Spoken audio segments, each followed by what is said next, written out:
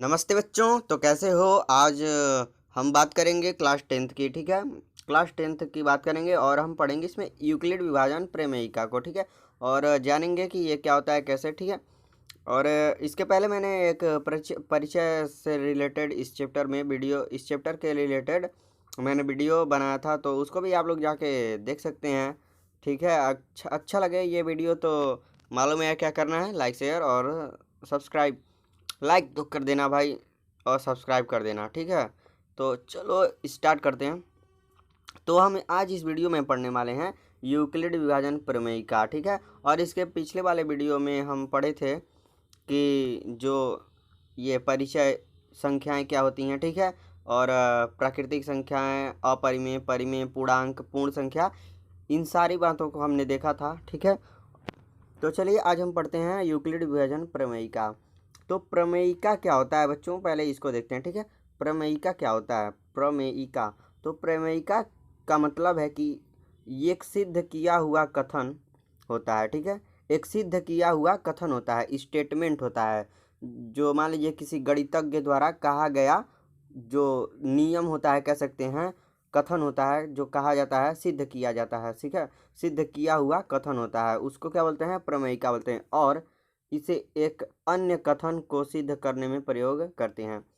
तो जो गणितज्ञ द्वारा सिद्ध किया जाता है उसी को यूज करके किसी दूसरे क्वेश्चंस को या किसी स्टेटमेंट को सॉल्व करने के लिए, सिद्ध करने के लिए हम प्रयोग करते हैं, जिसका उसे बोलते हैं प्रमेयिका। बच्चों क्लियर है? तो प्रमेयिका क्या होता है? एक सिद्ध किया हुआ कथन होता है, स्टेटमेंट होता है। ठीक है, तो चलिए ये समझ में आया होगा। अब देखते हैं यूक्लिड विभाजन प्रमेयिका क्या होता है। तो बच्चों यूक्लिड विभाजन प्रमेयिका दो धनात्मक पूर्णांक a और b दिए रहने पर यदि a बड़ा है b से, ठीक है, a बड़ा है b से, तो a को bq प्लस r के रूप में लिख सकते हैं। ठीक है, a को bq प्लस r के रूप में लिख सकते हैं। ठीक है, जहाँ q और r पूर्ण संख्या है तथा जीरो क्या है, r के बराबर होगा, या मतलब जो r है, ठीक है बच्चों, जो r है वह जीरो के बराबर होगा या जीरो से बड़ा होगा, जीरो से कभी छोटा नहीं हो सकता यहाँ पे r। ठीक है, अभी मैं बढ़िया से आप लोगों को समझाऊंगा, तो पूरा 100% गारंटी है, समझ में आएगा। ठीक है, बस आपको वीडियो देखना है और लास्ट में मैं एक एग्जाम्पल भी दे के बताऊँगा। ठीक है, तो आप लोगों को इस वीडियो में समझ में आ जाएगा यूक्लिड विभाजन प्रमेयिका। ठीक है, तो चलिए जो यहाँ पे r है उसको क्या बोलेंगे कि शेषफल। ठीक है, ये शेषफल है। अब शेषफल कहाँ से आ गया सर, क्या बोल रहा है, कुछ समझ में नहीं आ रहा। तो देखो एक एग्जांपल मैं देता हूँ, यहाँ पे आप लोगों को भाग आता होगा। ठीक है, मैं आशा करता हूँ भाग तो आता होगा। तो दोस्तों यहाँ पे कोई संख्या होता है, उसको मान लेते हैं a। ठीक है, और यहाँ पे होता है b, इसी के अकॉर्डिंग हम चल रहे हैं। ठीक है, इसी के अकॉर्डिंग हम चल रहे हैं। तो यहाँ पे मान लिया b। अब हम सॉल्व करते हैं तो b का टेबल पढ़ते हैं। कितने बार पढ़ते हैं? जितने बार पढ़ा जा सके उतनी बार पढ़ते हैं। तो मान लीजिए हमने कितनी बार पढ़ा? क्यू बार पढ़ा। ठीक है, तो यहाँ पे कुछ आएगा, उसके बाद नीचे लास्ट में शेषफल कुछ बच सकता है, कुछ बचेगा, या जीरो होगा, जीरो होगा या कुछ शेषफल आएगा। ठीक है, तो यही है, यही क्या है, HCF है। आप लोगों ने बचपन में पढ़ा होगा, आप लोग बचपन में पढ़े होंगे। ठीक है, अभी बता रहा हूँ, इसको साइड में करते हैं। ठीक है, तो आप लोगों ने बचपन में पढ़ा होगा कि भाज्य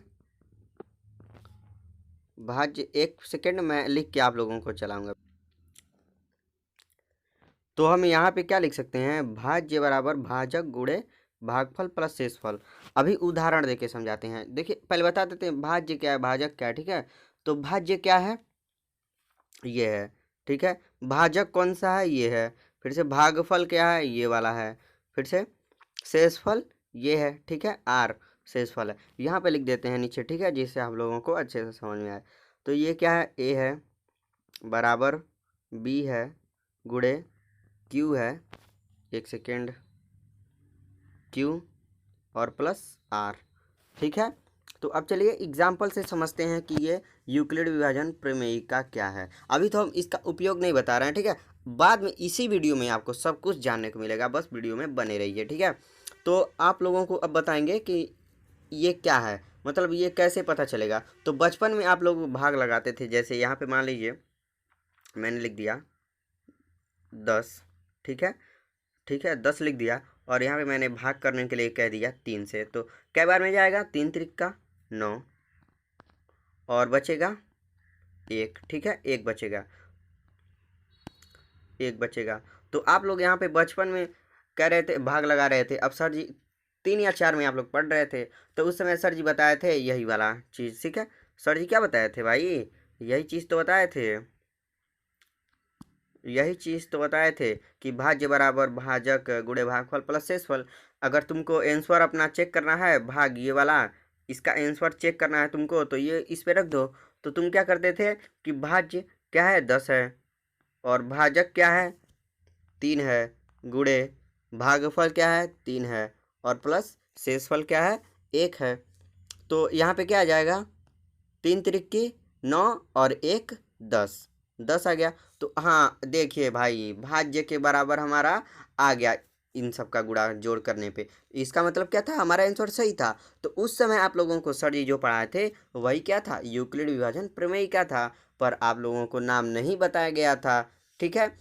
तो यही चीज़ है सेम टू सेम, बस हमें समझना है, ठीक है। कैसे समझना है, हम कैसे इसको सॉल्व करेंगे, आपके परीक्षा में आ सकता है, ठीक है। तो हम कैसे सॉल्व करेंगे, इसमें यूक्लिड विभाजन प्रमेयिका लिखेंगे, और ये वाला लिखेंगे ए बराबर बी क्यू प्लस आर, ऐसे लिख देंगे। और आप लोग भाग करेंगे, सिंपली भाग करेंगे, उसके बाद जो भाजक है और भाज्य है उसके जगह पे वह चीज़ लिखेंगे, और क्या लिखेंगे, भागफल जो आएगा यहाँ पे लिखेंगे, शेषफल यहाँ पे लिखेंगे। तो अभी सारी चीज़ें को बताने वाला हूँ, तो वीडियो पे बने रहिए, कोई दिक्कत नहीं है। तो यहाँ पे एक बार और देखते हैं कि यूक्लिड विभाजन प्रमेयिका क्या है। देखिए, अब जो ए और बी है वह क्या है, या तो भाज्य होगा या तो भाजक होगा। तो ए वाला हमेशा भाज्य मानेंगे, ठीक है। ए वाला जैसे मान लीजिए कोई अंक दिया है 15 और एक अंक दिया है 32, तो इसमें ए किसको मानेंगे, ए देखिए क्या, यदि ए बड़ा है और बी छोटा है, ठीक है, ए बड़ा है और बी छोटा है, तो इसमें बड़ा क्या है, 32 है, तो 32 को क्या मानेंगे, ए मानेंगे, ठीक है। और 15 को क्या मानेंगे, बी मानेंगे। तो ऐसे ही हमको सॉल्व करना है, ठीक है। तो हमारे क्वेश्चन में जो सबसे बड़ा होगा उसको क्या मानेंगे, ए मानेंगे, ठीक है, और जो छोटा होगा उसको बी मानेंगे, ऐसा। तो उसी ए को हम किस रूप में लिखेंगे, बी क्यू प्लस आर के रूप में लिखना है, बस हमको यही जानना है, ठीक है। बी क्यू प्लस आर के रूप में लिखना है। तो ए को हम बी क्यू प्लस आर के रूप में लिखेंगे, लिखना सीखेंगे। तो यहाँ पे आप लोगों को सारी चीज़ें समझ में आ गई यूक्लिड विभाजन प्रमेयिका के बारे में, ठीक है। अभी आप लोगों को क्वेश्चन में मिलेगा कि एल्गोरिथ्म क्या मिलेगा, यूक्लिड विभाजन एल्गोरिथ्म, ठीक है, एल्गोरिथ्म। तो एल्गोरिथ्म क्या होता है, आप लोग कंफ्यूज ना हो इसलिए मैं पहले बता देता हूँ आपको, ठीक है।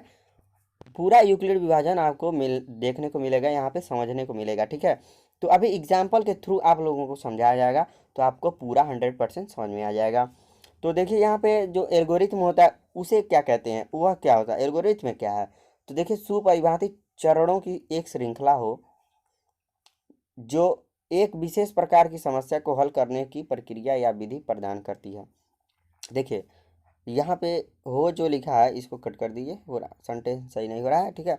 तो यहाँ पे देखिए, सुपरिभाषित चरणों की एक श्रृंखला है जो एक विशेष प्रकार की समस्या को हल करने की प्रक्रिया या विधि प्रदान करती है। तो यहाँ पे देखिए, जो एल्गोरिथ्म क्या है, एक प्रक्रिया है, विधि है, किसका, किसी भी क्वेश्चन को सॉल्व करने की प्रक्रिया या विधि को क्या बोलते हैं, एल्गोरिथ्म।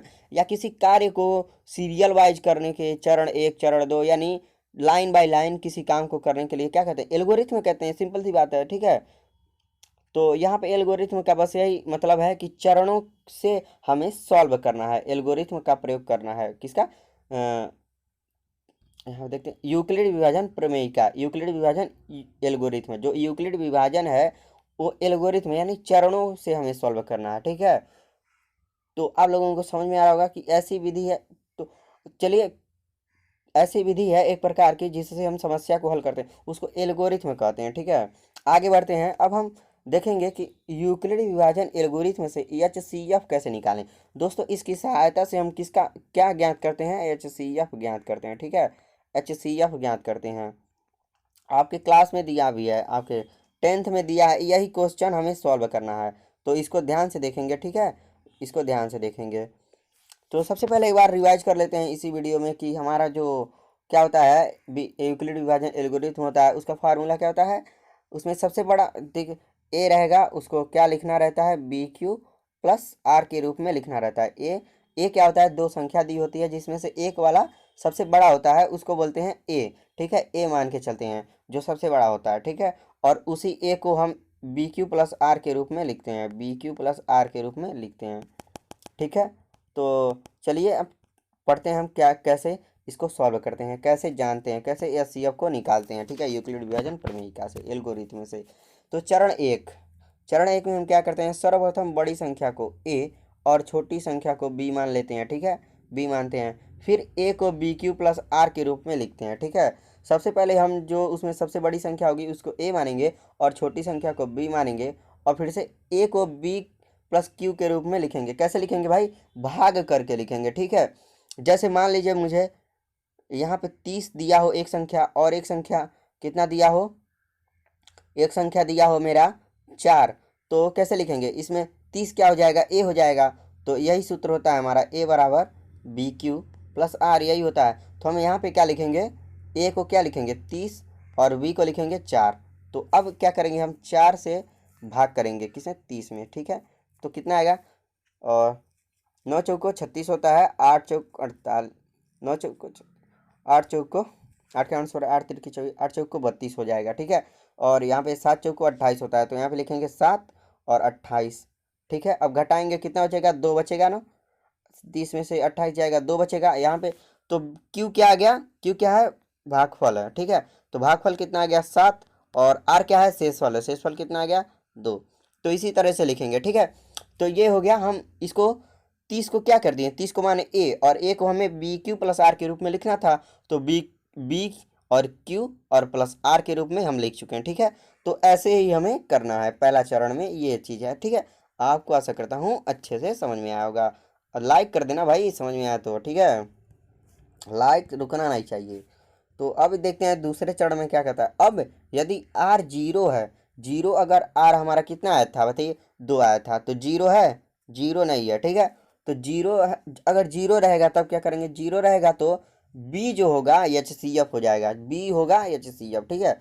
जो बी आएगा वो एच सी एफ हो जाएगा। और देखिए यदि आर जीरो नहीं है, ठीक है, आर जीरो नहीं है, आर जीरो नहीं है, तो क्या होगा, अब प्रक्रिया आगे बढ़ाते हुए दूसरे चरण में बी को ए तथा आर को बी मानते हुए फिर बी क्यू प्लस आर के रूप में लिखते हैं। जैसे यहाँ पे देखिए, जैसे यहाँ पे देखिए भाई, जैसे देखिए, जैसे हम लोगों ने क्या पहला हमारा था 30 और 4 था ना, 30 और 4 दो संख्या थी, तो पहले लाइन में क्या आ गया, 30 बराबर 4 गुणे 7 प्लस 2, इतना आया था।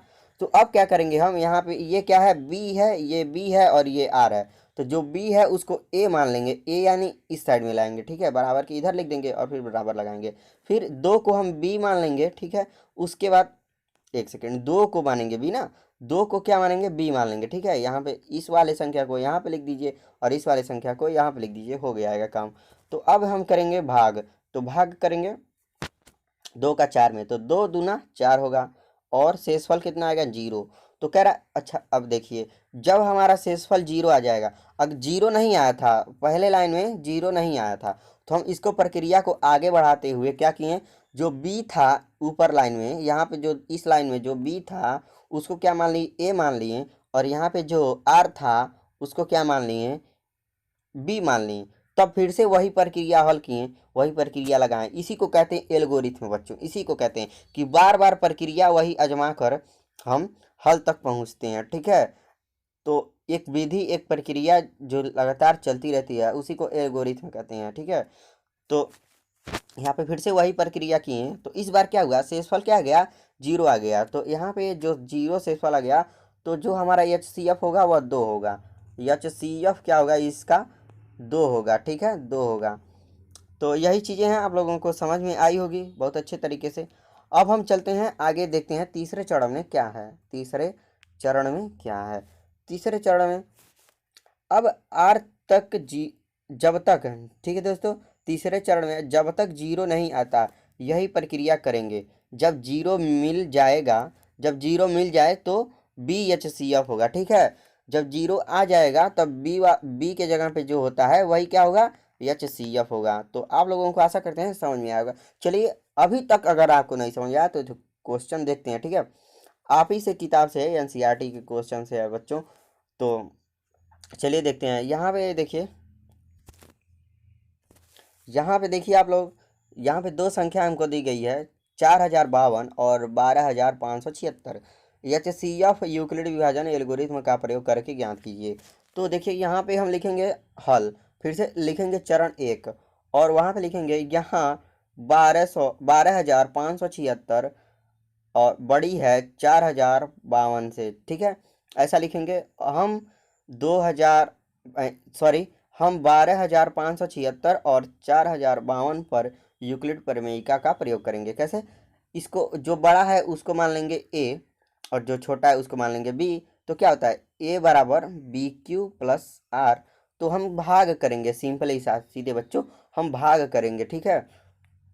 जब भाग करेंगे तो हम 3 बार में ये जाएगा और शेषफल बचेगा 420, ठीक है। हम भाग करेंगे तो यहाँ पे क्या होगा, शेषफल आएगा 420। तो जब शेषफल 0 आएगा तब ना हम b को आंसर करेंगे HCF, तब ना हमारा b HCF होगा। तो यहाँ पे देखिए शेषफल क्या हुआ, 0 नहीं आया, ठीक है, 0 नहीं आया। तो फिर से प्रक्रिया 2 आजमाएंगे। तो लिखा है यहाँ पे क्योंकि शेषफल 420 इक्वल टू नॉट 0, यानी जो 420 है वो 0 के बराबर नहीं है। और हमें r क्या चाहिए, जब तक 0 नहीं आएगा तब तक हम प्रक्रिया को चलाते रहेंगे। तो r हमारा 0 नहीं आया, इसलिए हम ये जो मैंने बताया आपको ये वाली संख्या है उसको a मान लेंगे और ये वाली संख्या को b। तो अब देखिए, अब इन दोनों को लेकर चलेंगे, ठीक है, इन दोनों को लेकर चलेंगे, इन दोनों को। तो 4052 और 420 के लिए यूक्लिड प्रमेयिका का प्रयोग करके निम्नलिखित प्राप्त होता है। आप लोग केवल करेंगे यूक्लिड विभाजन, यूक्लिड प्रमेयिका का प्रयोग करके, इसके लिए यूक्लिड विभाजन का प्रयोग करके, ठीक है। तो यहाँ पे हम लोगों ने किया तो आया 9 से हम लोगों ने गुणा, मतलब 9 से हम लोगों ने 9 क्या, यहाँ पे भागफल है, ठीक है। तो 9 से हम लोगों ने क्या किया, भाग लगा। यहाँ पे 9 जो है देखिए 420 और 4052 में हम लोगों ने भाग किया तो भागफल आया 9 और यहाँ पे फिर से शेषफल आ गया 272। तो अब हम फिर से 220 और 272 को लेकर यूक्लिड विभाजन प्रमेयिका को लगाएंगे।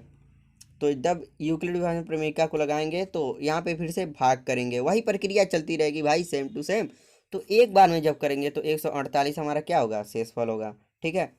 तो फिर से हम वही प्रक्रिया करेंगे, 272 और 148 के लिए यूक्लिड विभाजन प्रमेयिका का प्रयोग करेंगे। तो फिर से एक बार में जाएगा और 124 शेषफल होगा। फिर से 148 और 124 को लेकर यूक्लिड विभाजन प्रमेयिका करेंगे, ठीक है। तो हमारा आएगा 124। उसके बाद हम करेंगे 148 और 124 यूक्लिड विभाजन प्रमेय का प्रयोग करेंगे। तो आएगा हमारा, एक बार में फिर से जाएगा और 24 बचेगा। और फिर से हम 124 और 24 को ले करके यूक्लिड विभाजन प्रमेयिका का प्रयोग करेंगे, ठीक है। तो आएगा हमारा 5 भागफल और शेषफल 4 आ जाएगा। उसके बाद हम फिर से 24 और 4 का करेंगे, ठीक है, यूक्लिड विभाजन प्रमेयिका करेंगे लेकर 24 और 4 को। तो 24 और 4 को लिखेंगे तो भागफल कितना आएगा, 6 और शेषफल 0। तो हम लिखेंगे अब फिर से, यहाँ शेषफल 0 प्राप्त हो गया, इसलिए प्रक्रिया यहाँ समाप्त हो जाती है। चूँकि इस स्थिति में भाजक 4 है, यानी b 4 है, ठीक है, भाजक 4 है, इसलिए 1276 और 4052 का HCF 4 होगा। तो आशा करते हैं भाई आप लोगों को समझ में आया होगा, ठीक है। आपको समझ में आया होगा तो हमें भी यही चाहिए कि आपको समझ में आए भाई। और अगले वीडियो में हम प्रश्नावली के क्वेश्चन से सॉल्व कराएंगे। तो चैनल को सब्सक्राइब कर लीजिए और बेल नोटिफिकेशन को भी प्रेस कर लीजिए, जिससे कि आने वाली वीडियो आपको मिलती रहे। तो बच्चों पूरा देखने के लिए आप सभी लोगों को थैंक्स, ठीक है। यहाँ पे क्या, थैंक्स, थैंक्स भाई, ठीक है। ऐसे ही वीडियो देखते रहो और सब्सक्राइब कर देना। तो चलिए मिलते हैं अगले वीडियो में। Thank you.